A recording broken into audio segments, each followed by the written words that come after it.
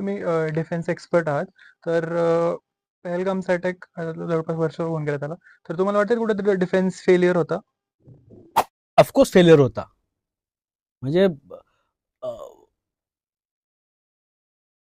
Line of कंट्रोलवरून काही अतिरेकी, काही दहशतवादी भारतामध्ये घुसलेले आहेत.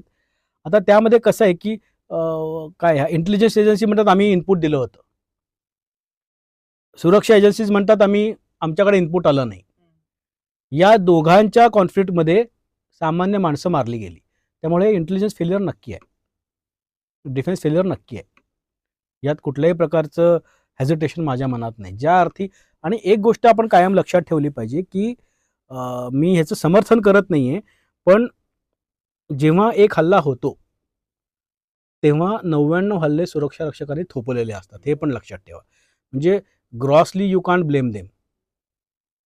त्यांनी त्यांच्या पद्धतीने खूप गोष्टी केलेल्या असतात. आता यामध्ये काय झालं की तो जो भाग आहे पहलगामचा, तो भाग टुरिस्टसाठी बंद केलेला होता. तिथे जाणं अपेक्षित नव्हतं, तरी पण ह्या लोकांना तिथे घेऊन गेलं.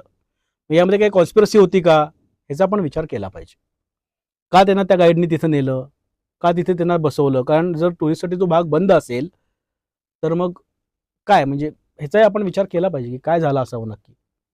पण वरवर पाहता हा सुरक्षा व्यवस्थेतली गलथानपणा आहे, हे नाकारण्यात काही अर्थ नाही.